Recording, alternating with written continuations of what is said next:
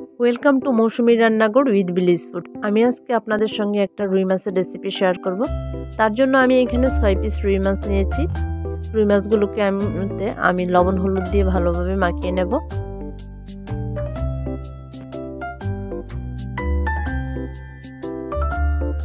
লবণ হলুদ মাখানো হয়ে গেছে। এখন একটা কড়াই বসিয়ে নেব, তার মধ্যে কিছু তেল দিয়ে দিয়েছি।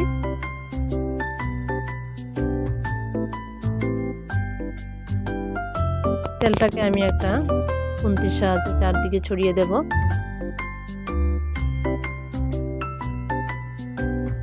আর তেলটা ভালোভাবে গরম করতে হবে, না হলে মাছগুলো দিলে মাছগুলো ভেঙে যাবে। এখন মাছগুলো দিয়ে দেব। মাছটা দিয়েই সঙ্গে সঙ্গে আবার উল্টে দেব ওই পিঠটা, তাহলে দু পিঠেই তেল লেগে যাবে আর মাছগুলো কড়াইয়ের মধ্যে লেগে যাবে না।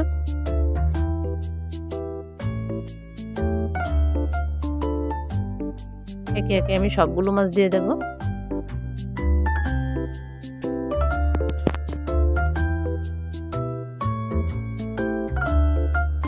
দিয়ে মাছগুলোকে লাল করে ভেজে নেব।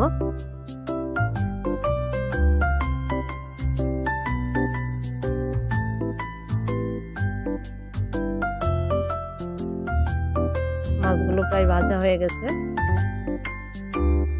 এখন এগুলোকে তুলে নেব।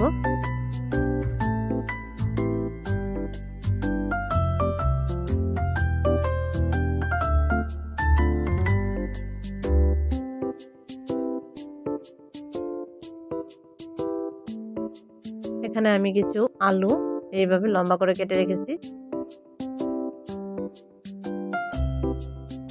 এখন ওই তেলের মধ্যেই আমি আলুগুলি ভেজে নেব।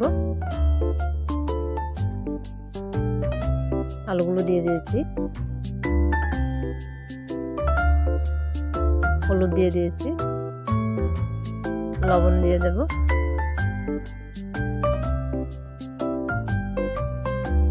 এখন একটু খুন্তির সাহায্যে এগুলো নাড়াচাড়া করে ভেজে নেব।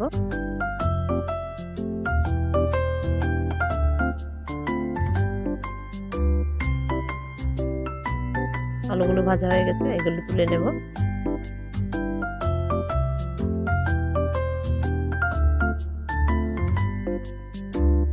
আলুর কালারটা দেখতে বেশ সুন্দর লাগছে। এখন এখানে কিছু তেল দিয়েছি, তার মধ্যে পেঁয়াজগুলো আগে থেকে কুচিয়ে রাখা পেঁয়াজগুলো দিয়ে দিচ্ছি।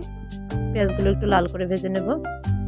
এখন তার মধ্যে দিয়ে দিয়েছি আদা পেস্ট, এটাকে একটু ভেজে নেব, নাহলে আদার একটা কাঁচা গন্ধ থাকে। দিয়ে দিচ্ছি পেঁয়াজ পেস্ট, এটাকেও একটু ভেজে নেব।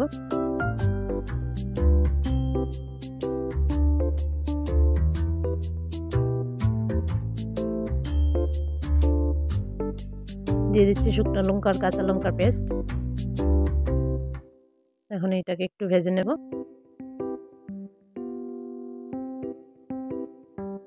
দিয়েছি জিরে গুঁড়ো, ধনে গুঁড়ো, হলুদ।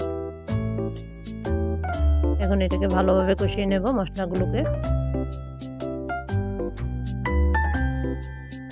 যতক্ষণ পর্যন্ত না তেল ছেড়ে দিচ্ছে ততক্ষণ পর্যন্ত এটাকে কষাতে থাকবো।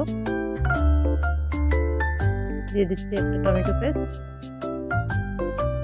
দিয়ে আবারও একটু কষিয়ে নেব।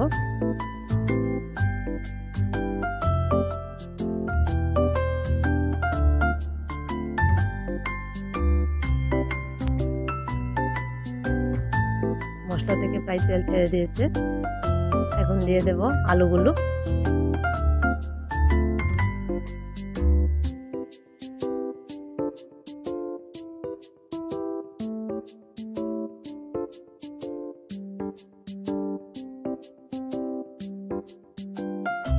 আলুগুলোর সঙ্গে মশলাগুলো ভালো করে মিশিয়ে নেব।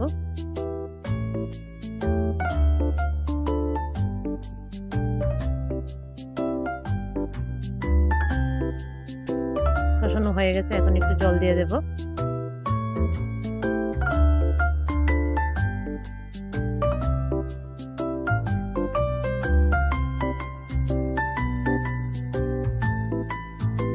দিয়ে দিচ্ছি লবণ,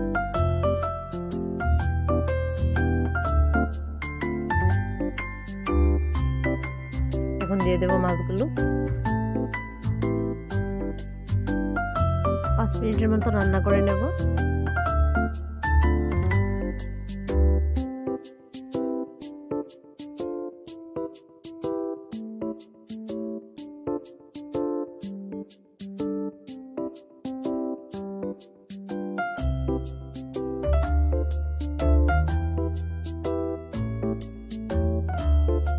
আমার রেসিপিটি কেমন লাগলো অবশ্যই জানাবেন। ভালো লাগলে লাইক শেয়ার করতে ভুলবেন না। ধন্যবাদ।